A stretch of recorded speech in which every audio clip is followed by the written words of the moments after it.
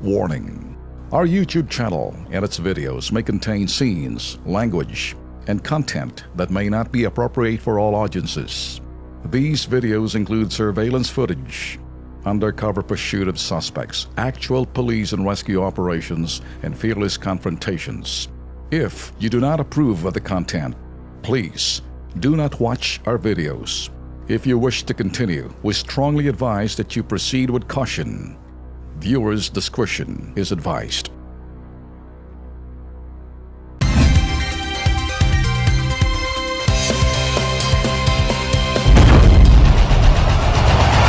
Luzon, Visayas, Mindanao, handa na ba kayo? KB, Kilos Pronto! KB, Kilos Pronto! Serbisyong totoo mga boss, ito ang sumbungan ng bayan. Ora mismo, aksyon agad at maaasahan. Sunod-sunod ang kilos sa pagbabalita. Nakatutok ang mata sa problema na nakikita. Lahat ng question ay may solusyon. Sa bawat hinaing, katumbas ay aksyon. Kilos Pronto! Di ka na magtitiis at mabibigyan ka dito ng resulta mabilis. Dahil ang bitag, walang pinapalagpas. Sa tropang Ben Tulfo, wala kang ligtas. KB, Kilos Pronto! KB, Kilos Pronto! Ipaglalaban ng karapatan, problema'y matutugunan. Maraming katanungan dito ay masusolusyonan. Kilos Pronto! Kakampi ng masa, humanda ang lahat. Sa bawat abusado, ito na ang katapat. Napakatibay na programa na inyong hinahangad. Walang patumpik-tumpik at kumikilos agad-agad.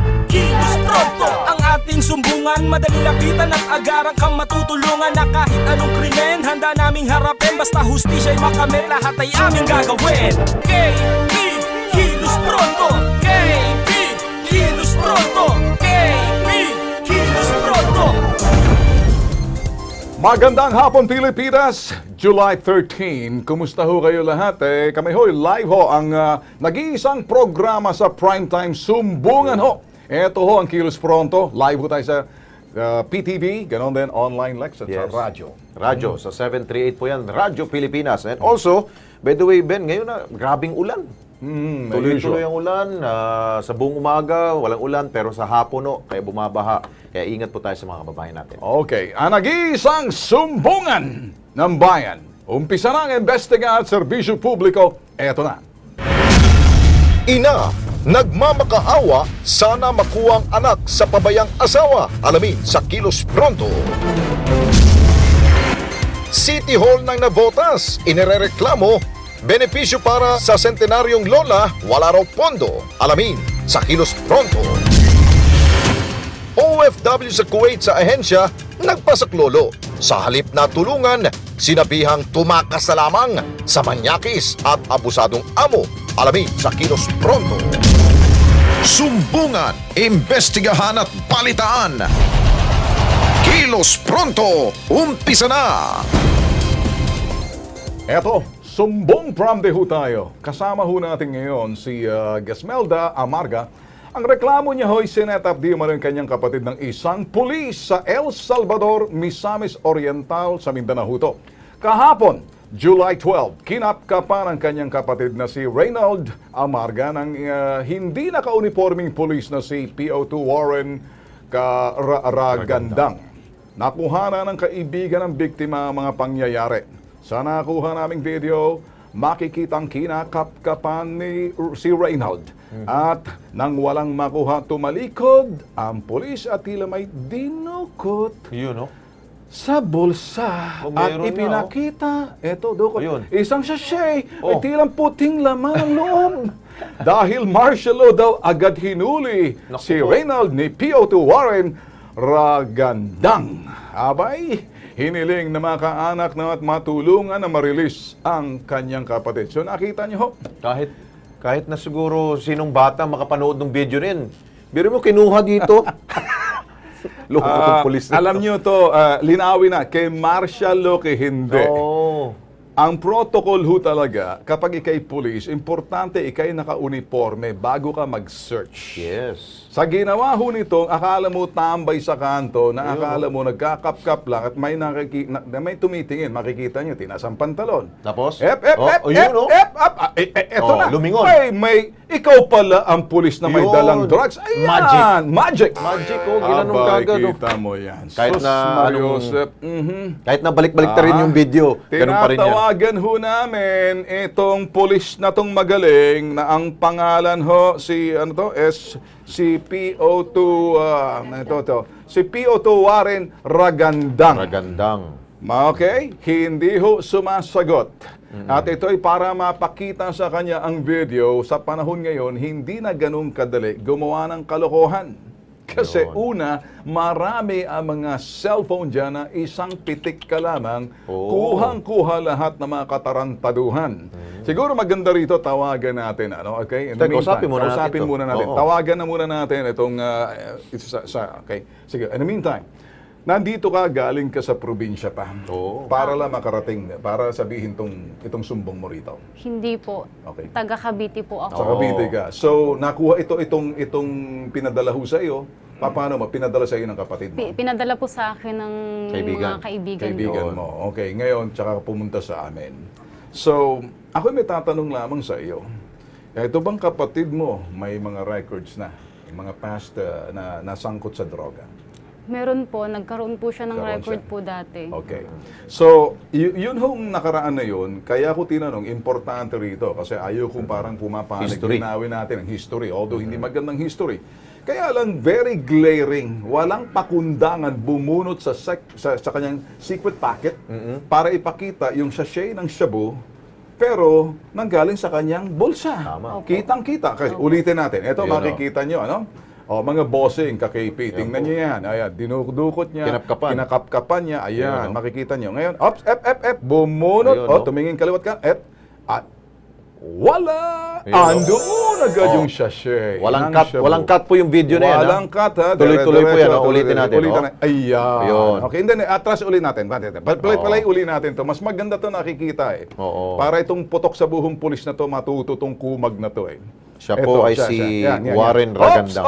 Ops! Tingin sa likod. Ayun, no?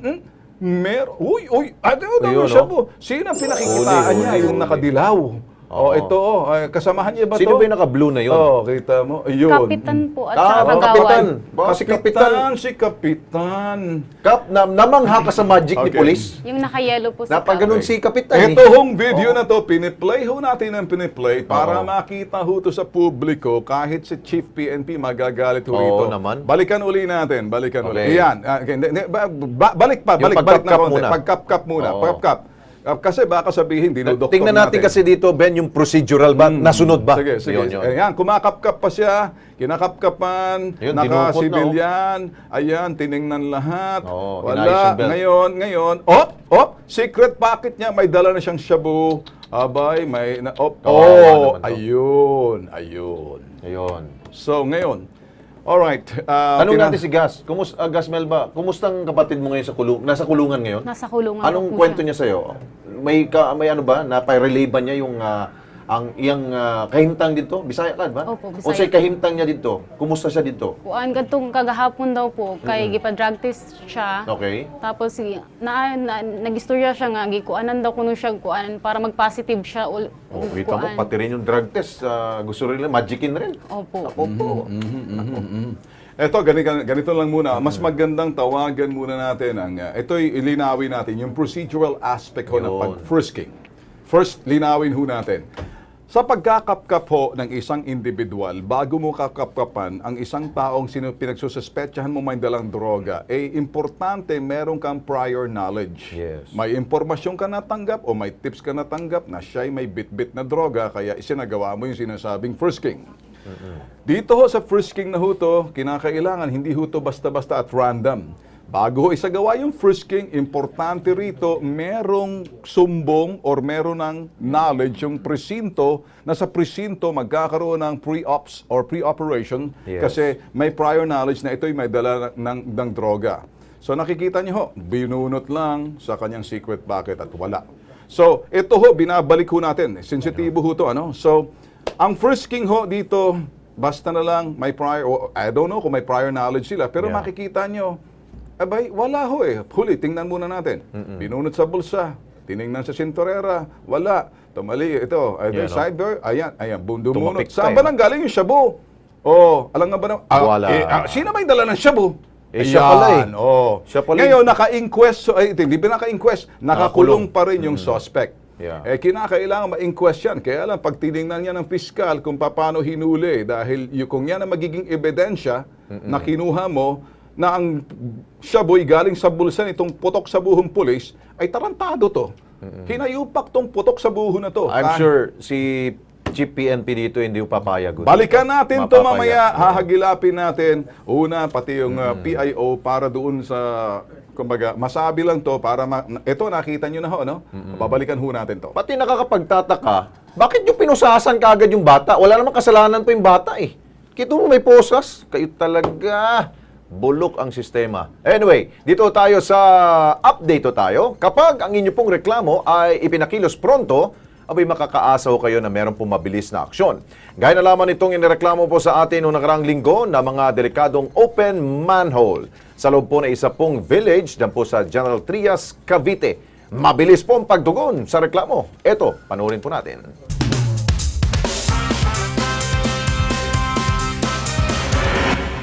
Biyernes 7 ng Hulyo, isang mensahe ang ipinadala ng isang concerned citizen sa Hybrid Integrated Public Service ng Kilos Pronto. Reklamo nito ang mga nagkalat na open manhole sa loob ng Lancaster, New City sa General Trias, Cavite. Yung mga open manhole, mga residente na ho mismo nagre-reklamo, may nahulog na bata na ho rito eh. Ilang beses na raw itong inilapit sa pamunuan ng Lancaster, New City, ngunit wala itong naging aksyon. Kaya naman, Kilos Pronto kaming nakipag-ugnayan sa City Administrator ng General Trias, Cavite upang bigyan ng agarang aksyon. Magagawa po namin dyan, pwede po namin call yung attention ng pro-friends. Kung meron po makakarating po sa aming office para makasama po kami sa pagbisita. Lunes, 10 ng Hulyo, binisita ng Kilos Pronto ang Municipal Hall ng General Trias, Cavite. Ito'y para isagawa ang inspeksyon sa loob ng Lancaster, New City. Agad humarap si City Administrator Winifred Harin at Kilos Pronto nitong ipinatawag ang City Planning Engineer Officer na si Engineer Jemmy Cubillo upang samahan kami sa pag-inspeksyon. Habang papasok ang Kilos Pronto sa lugar na pinangyarihan ng disgrasya sa loob ng Lancaster, New City, General Trias, Cavite, nakasalubong namin ang sasakyan ng Vice President ng Lancaster City na si Nida de Tablan at agad kaming sinamahan sa lugar kung saan nangyari ang insidente. Mapapansin na hindi patapos ang mga establishmento ng Lancaster City. Ngunit, pagdating sa lugar kung saan nangyari ang disgrasya, Kilos Pronto itong inayos ng pamunuan ng Lancaster, New City, General Trias, Cavite upang hindi na ito makaperwisyo sa ibang tao.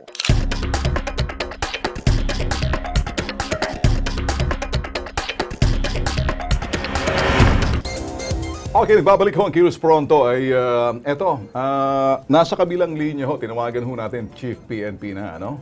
At si Chief PNP Ronald De La Rosa sa kabilang linya ho natin. Magandang hapon po, sir. Hello, General? General, magandang hapon po. Hello, General? Yes. Hello. General, magandang hapon po. Live ho tayo sa PTV4, sir. Yes po.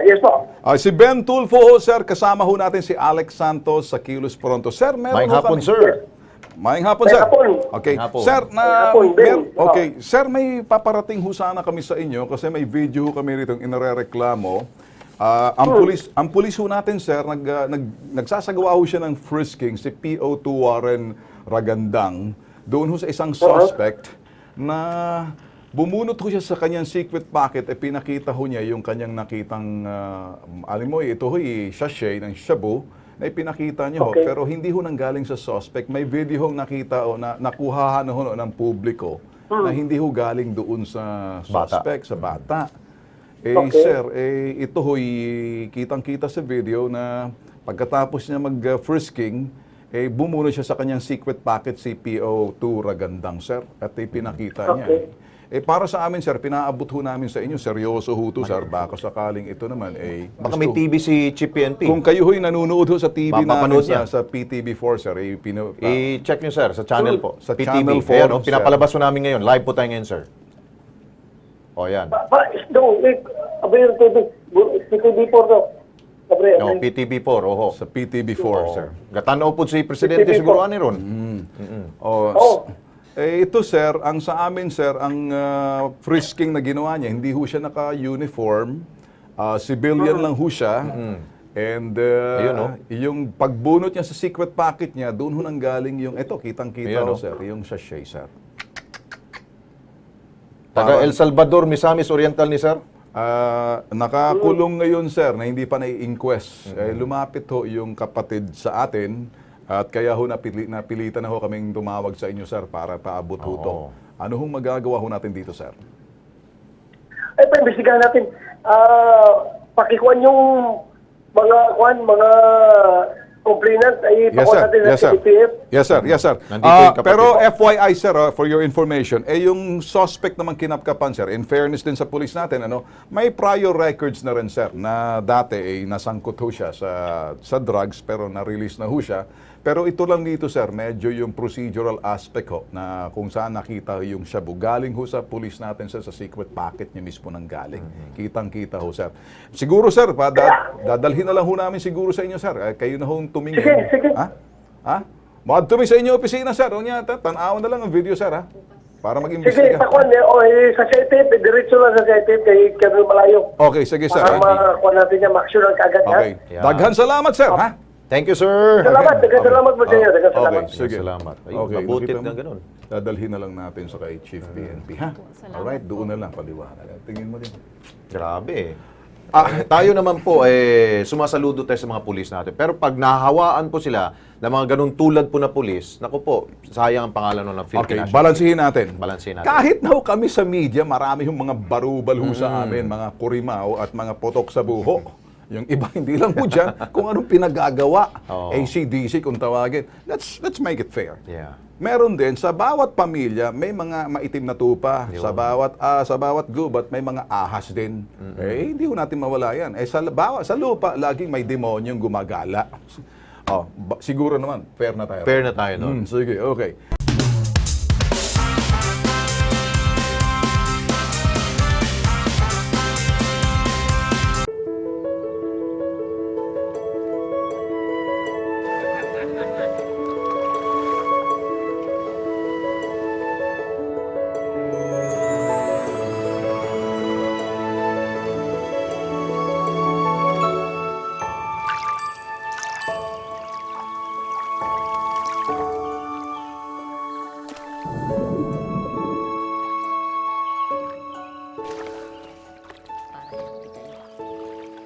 The fish are eating. So should you, anak.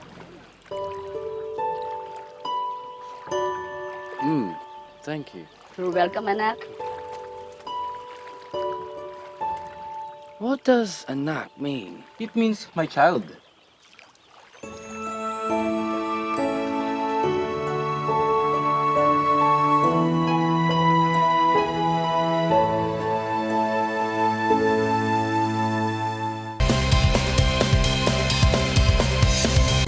Nagbabalik hong nag-iisang sumbungan sa primetime ho sa telebisyon. Ito ho ang Kilos Pronto, agad sumbong metro na ho tayo. Isang ina ang humihingi ho ng tulong na mabawi ang kanyang 1 taong gulang na anak mula sa tatay. Nakipaghiwalay ho si Rosemary patungan sa asawa niyang si Mark dahil sa bisyo nito. Sa kasamaang palad, hindi niya nabitbit ang anak na umalis siya sa bahay ng asawa. April 25, nang nagharap na daw sila ni Rosemary at sa asawa niya sa CSWD, nagkasundo naman daw na dapat sa kanya mapunta ang bata. June 5, pumunta ang nanay ni Rosemary upang kunin ang bata pero hindi na ito binigay ng partido ng lalaki. Nakikialam na daw ang buong partido ng asawa, ito yung lalaki, na ay pagtatago ng kanyang anak. Tapos Mariosep, kasama natin yung ina. Or nandyan na ba yung tatay? Okay, kausapin natin. Okay. Anong unahin natin dito muna? Surveillance muna? O sige, papakita muna natin ang surveillance dito, okay? Bago natin Okay, sinailalim natin sa surveillance si Mark Patungan, ay dating asawa ni Rosemary upang malaman ho kung saan tinatago ang bata. Ito, panoorin. Kung sakaling yung bata ay kunin niya, ano po yung sasabi ninyo? Kasi kung pwede talaga, hindi namin ibigay sa kanya. Baka mapabayaan kasi sir, dito nga lang sabi ko nga sa inyo, kaya niyang iwan itong anak niya. Dinadahilan ko pa na kisyo, iyak ng iyak, hindi makatulog. Hindi man lang siya umuwi. Ako nga sir, maghapon lang, isang gabi lang na hindi ko makita ang anak ko noon. Umiiyak na ako. Siya pa, nung ilang buwan na. Okay, linawin ho natin to. Ano? Kausapin natin si Mark Angelo Patungan, ang narereklamong dating asawa. Ito ho ni Rosemary, ni Rose. Mark! Hello Mark, magandang hapon. Yes po, magandang hapon din po. Mark, si Ben Tulfo, live ho tayo sa Kilos Pronto sa PTV4. Kasama natin si Alex Santos. Mark, ano bang problema na bakit daw ayaw mong ibigay ang iyong anak na dapat ho talaga nasa poder ng ina? Sa family code yan, 7 years pababa, kinakailang nasa ina. Ngayon, po sir, Okay, linawin ko muna. Nagkasundo na kayo sa CSWD, pero medyo ibinali mo yung kasunduan. May problema tayo dyan, Mark. Pakipaliwanag nga. Ano pong binali ko po yung kasunduan? Ay, ano ba yung kasunduan nyo sa CSWD na alam naman ng CSWD, pag ang bata, kapareho niyan, 7 pababa, dapat sa nanay. Noong April 25. April 25 pa yan. Ano bang napagkasunduan nyo, Mark? Hindi po, kasi po, ganito po yung nauna, sir. Kasi nga po, una po, nagkasunduan po kami sa barangay hall.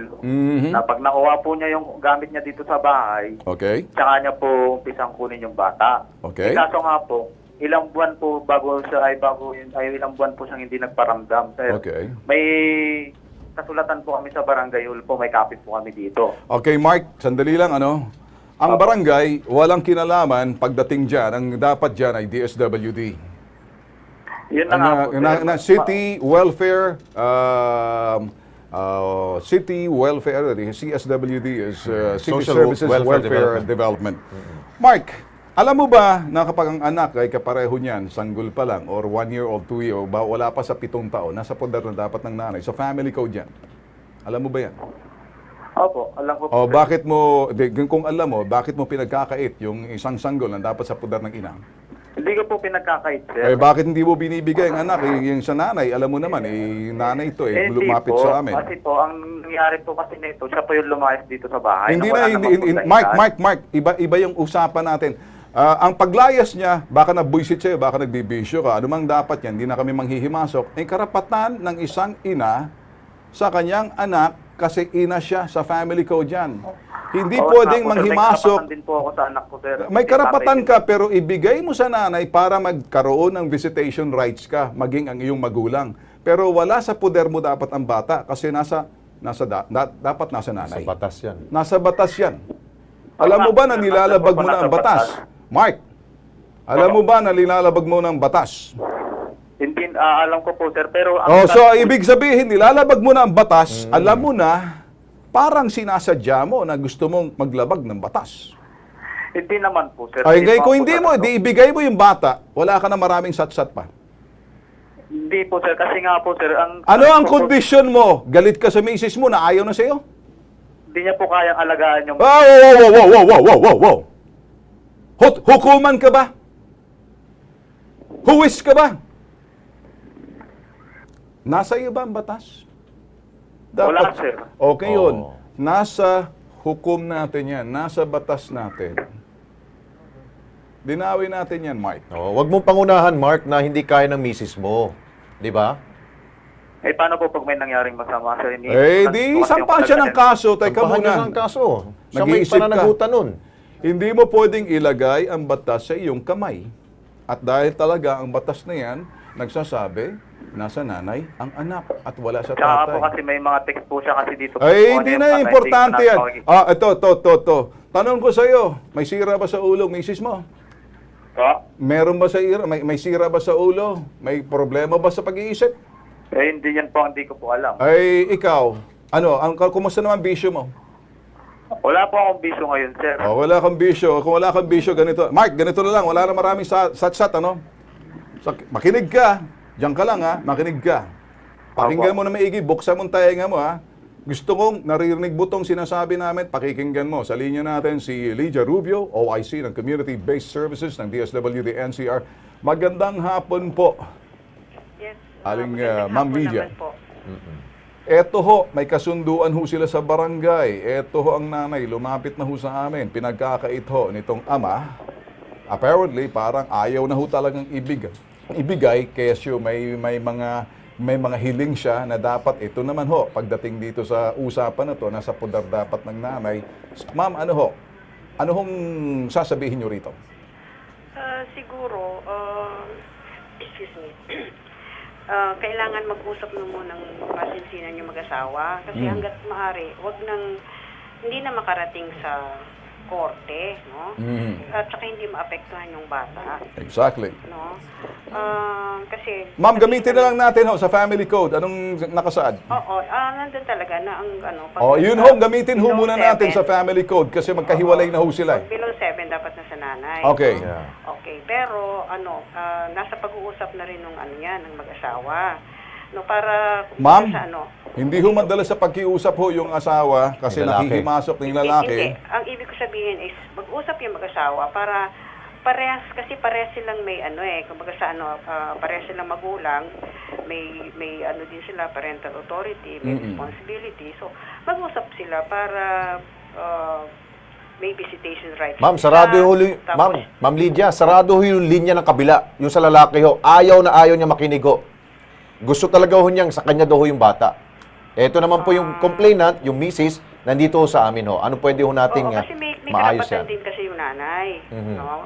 Parehas kayo may karapatan, pero Ma'am, ganito na lang ma'am, ano hong gagawin natin? Kaysa naman ay tayo, para tayo ngayon ho, gusto lang ho ng nanay makuha ang kanyang anak kasi nag-uusap na ho sila sa CSWD, nag-uusap na ho sa barangay, ayaw ho talaga, pinagkakait ho ng tatay sa nanay na parang sinasabi na papabayaan ng bata, nanay naman dito, dapat yan ho talaga, magdidesisyon ho yan. Kayo na ho papasok dyan. Alam naman ho namin, kayo ho'y kakampi ho dyan ho sa talagang papanig ho kayo sa nanay dahil nasa family code ho yan. Okay. Siguro, na lang, no? Kasi, pag hindi maayos yung gusot na yan, posibleng yung mother, no? Pag mag-file ng ganito na lang ho, ma'am, sige, ma'am. Sige, ma'am. Lalapit na ho kami sa inyo at dito ho, makikita ho namin kung anong pangil ho meron ng ating DSWD na hindi lang ho puro sat-sat. Sa amin ho, action agad. Kinakailangan ho natin dito. Pero gagawin ho, exhaust all effort na pwede ho kung ito'y pag-ayusin pa, kung maaayos pa ho. Pero tingnan na lang ho muna siguro natin, ma'am, ang kapangyarihan ho ng batas at kung kanino ho dapat talaga nasa poder. Pagdating po kasi sa ganyan, na yan, legal concern na yan Oo. Paano ho pag gusto ho ng nanay na makuha ang kanyang anak? Kung talagang, kung ayaw ibigay ng isa, ng kabila, no, at in-insist ng isa ay makuha, no, isa sa kanila ay mag-file na ng legal action. Okay, ma'am. Oo, pwede ganito na lang, ma'am, legal action. So, hindi ho kayo pwede manghimasok? Kasi ang judge, ang korte na ang magde-decide kung kanino dapat yung bata. Ma'am Lydia, Yes, gusto ho ba ninyong marinig ang boses ho ng complainant, ng misis ho? Rosemary, sabi mo ang nararamdaman mo ngayon dahil gusto mo makuha yung bata. Sige, go ahead. Gusto ko pong makuha yung bata. Tagal na po kasi ako nag-aantay. Hindi mahirap ko yung bata, hindi po. Ma'am Lydia, di ba ho kayo naawa, ma'am? Narinig ko siya. Naintindihan ko kasi isang ina din ako Ina sa ina, ma'am, nakaintindihan niyo, ma'am. Ganito na lang, So, kung talaga kasing mahirap pakiusapan yung kabilang party, no, pwede na mag-file ng action yung mother. Pwede niyang ipa-habeas corpus yan para i-present ng tatay sa korte. Ano ho matutulong ng DSWD? Ano po? Ano ho matutulong ng DSWD, CSWD? Kasi pagdating po sa legal matters, wala po kasi kaming legal authority pagdating po sa ganyan. Siguro, i-advise lang po namin. Ma'am, ganito na lang ho, ma'am, excuse me. Yes po. Kami ho sa Bitag, nagre-rescue ho kami pag ginawa ho ng parental abduction ho sa magulang. O, Ano? ganito, Ganito ho ang ginagawa namin. Oo. Tinatawagan ho namin kayo. Kami ho itatawag ng pulis barangay kasi dito i-rescue na lang ho ang bata kasi may kapangyarihan ho siya. Hayaan niyo ho sa kabila magdemanda. Hindi ho ilalagay mo. Nanay ho kayo eh. Bilang isang ina, naintindihan niyo ho ang kalagayan ng isang ina. Dapat ho kasi, ganito muna, may dehado ho rito. Parang ayaw nyo ho magkaroon ng, parang ayaw nyo manghimasok eh. Oo nga. Mawalang galang lang ho eh. Kaya ho nandyan ho kayo para hindi na ho doon sa anong kaalaman nyo sa batas. Bagkos, gawin nyo ho kung ano yung nararapat base sa batas. Pero parang dating ho sa iyo, parang reluctant ho kayo eh. Dumidistansya ho. Hindi ho maganda para sa isang DSWD ng ganyan. Gobyerno rin ho kami, nandito ho sa, sa PTB4, kilos pronto ho to, public service ho to. Eh kasi kung mag-uusap na tayo, parang legal na ho kayo, eh sa halip na ho kayo gumawa ng solusyon, puro problema hong sinasabi ninyo eh. Bagkus, wala hong solusyon. Ito ho ba kung hindi nyo magagawa, baka kami lang hong gumawa ng aksyon. Ganito po kasi, sir. Papaliwanag ko lang po, no? Sige ma'am, dahil overtime na ho tayo, pakibilis lang. Okay. Mag-intervene lang po ang DSWD pag napatunayan po na at risk po yung bata. This is what we're trying to do. We'd like you to intervene. Yun. Alright? Wag na ho tayo puro sat-sat. We got to put it 80% action solution. Do not talk about the problem because you're spending so much about the problems at 20%. Nakakabwisit, nakakarindi. I only want to talk about 20% sa problem. Let's talk about 80% action solution. That's what I want you to do. Can you do it? And this is kilos pronto, ma'am. Kilos pronto ho to, hindi ho kilos pagong. Can you help us, yes or no? Titignan, gagawin Okay, po namin never ang mind. Thank magagawa you. namin, Okay, pero, sige ma'am. Thank you na lang, ano?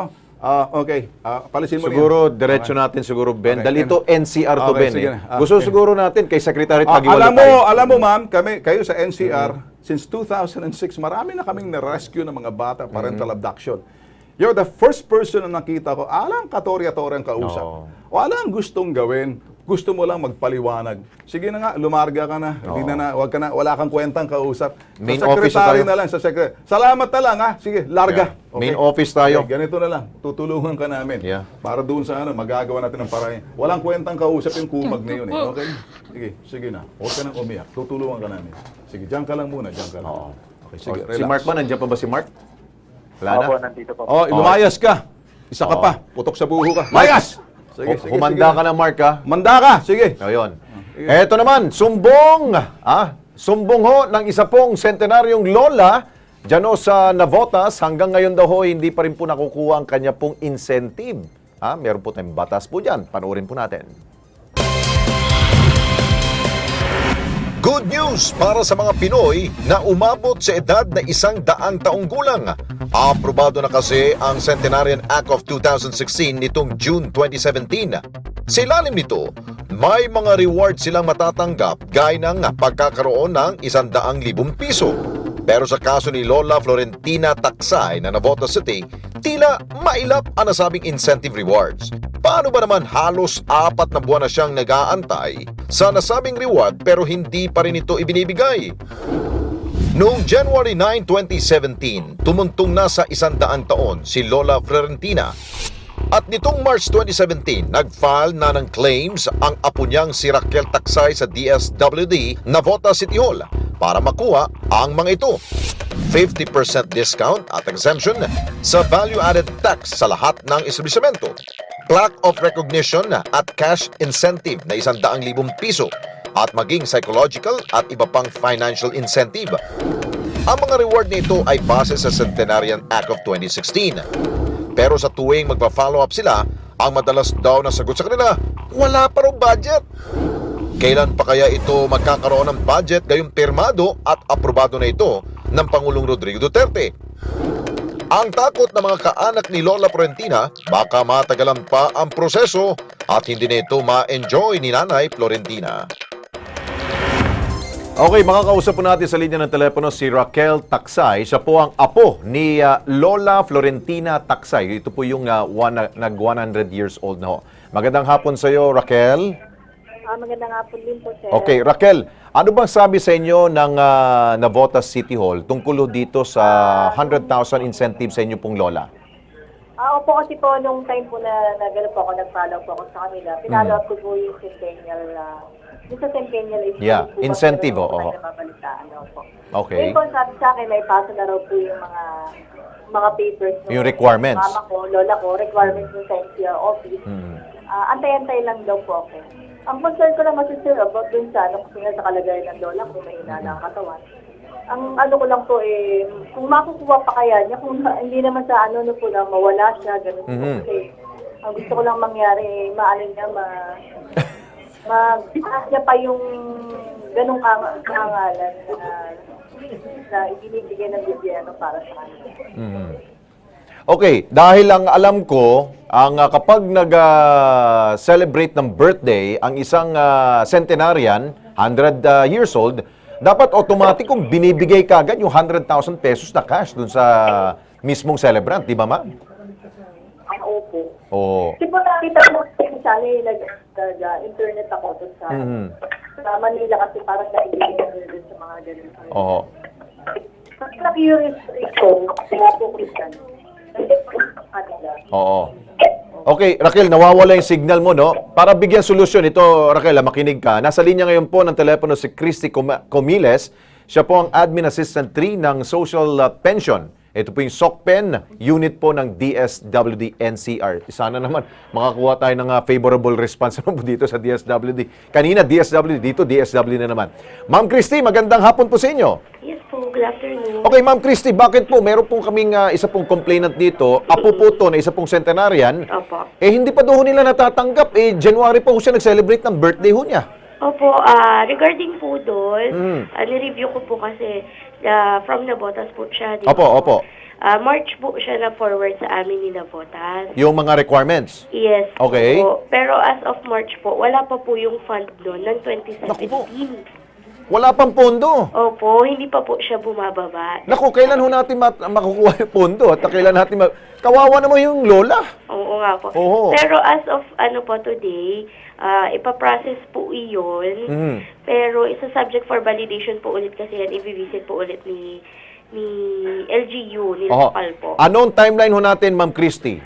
Para mabigyan ho natin ng kapanatag ng loob yung ating po mga kamag-anak ko ni Lola Florentina. Taksay, around August po yan. August? Opo. Ang tagal pa nun, So, next month? Opo. So, sigurado na ho yun? Opo. Okay. So August, wala na tong hindi na to mababala, madam, ha? Hindi na po. Okay, sige po. Ma'am Christy, sana yung inyo pong word matutupad po yan dahil inaantay na po yan ng pamilya ho ni Lola Florentina. Okay? Okay po. Thank you po. Raquel? Okay. Oo. Yes. August daw, August. Antay natin, ha? Opo, salamat Pag po. wala pa sa August, abay, pumunta na tayo kay Secretary Tagiwalo dyan, ha? Opo. Sige, thank you so much, Raquel. Antabayan na natin yan. Thank you.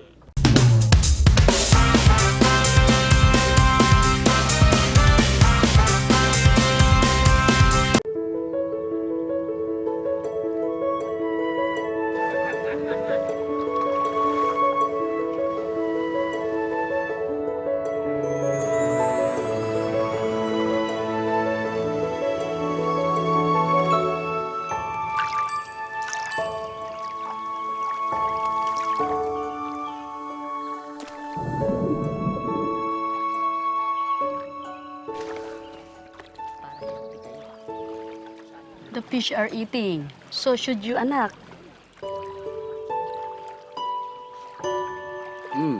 Thank you. You're welcome, anak.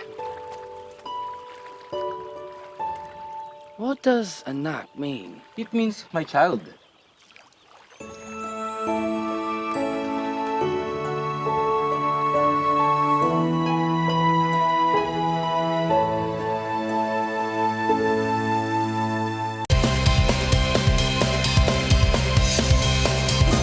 Babalik po ang Kilos Pronto, sumbong OFW po tayo, isang OFW po mula Kuwait. Ang gusto na pong magparesyo dahil po wala na hong sahod.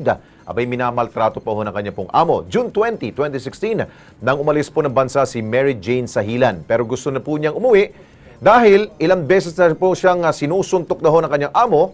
iniipit ang kanyang sweldo at pinapakitaan daw siya ng ari ng kanyang amo. Kahit gusto na po niyang umalis, hindi naman daw niya magawa dahil hawak ng amo daw ho yung kanyang pong pasaporte. At narito po ang kanyang pong panawagan po. Panoorin natin. Asawa niya, ilang ulit-ulit namin ginawa yan na tinatawag niya ako. Nakataan yun. Sabi niya, nakalayo niya. Wala na kaming kain na matino, wala pa kaming tulog. Halos magtrabaho mo kami. Sobrang nahirap sabi.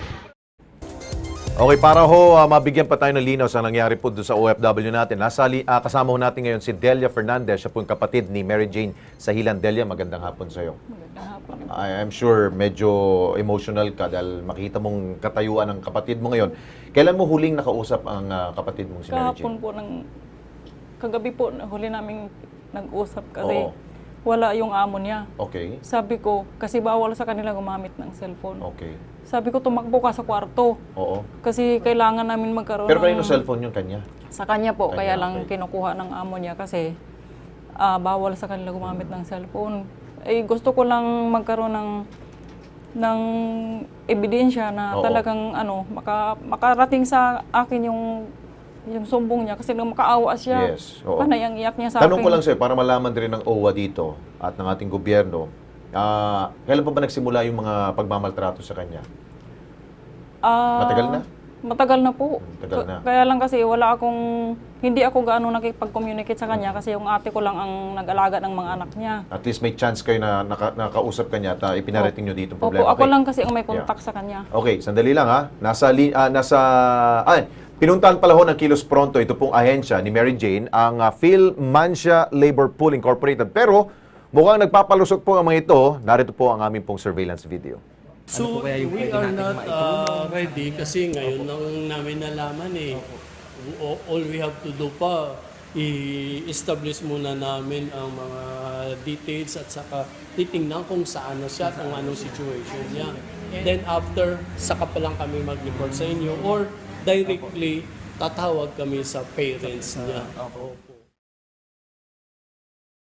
Kaya sa Phil Mancia Labor Pool Incorporated, I'm sure ngayon po'y nakarating na ho sa inyo ang problema ng OFW na si Mary Jane, kumilos na ho kayo. Huwag nyo na pong antayin na matatagalan pa itong paggawa ng aksyon sa ating pong kababayan. Okay, Delia, inaantay ho natin si Miss Tobia, pero I'm sure gagawa ng tulong dito ang OWA natin. Okay? Actually po, tumawag sa akin yung Phil Mancia. Oo, ngayong ano sabi? alas 4. Sinabihan niya ako na akala ko yung tawag, kasi dito lang ako nagsumbong, akala ko yung tawag na nanggagaling dito. Oo. Kaya napaiyak ako sa sabi niya sa akin na, Ma'am, okay na po yung kapatid mo. Makakauwi na sila.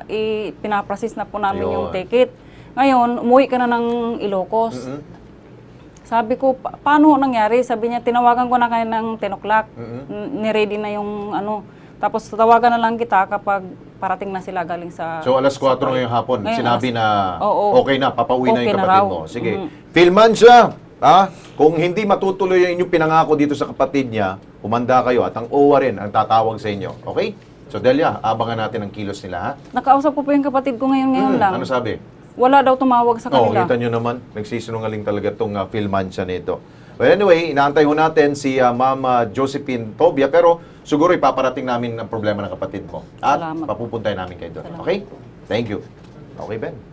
Okay, sumbong problem naman tayo. Isang company driver sa Cavite, pinag-resign nang ilipat siya sa canning section ng kumpanya. 17 taon nagsilbi bilang driver sa South Pacific Continental Corporation si Mang Erneo Roma. Ang problema, bigla siyang inilipat sa paggawaan ng lata dahil walang alam sa trabahong ito. Sa apiltan siyang pinag-resign ng kanyang dating amo na si Alice at Timothy Ong.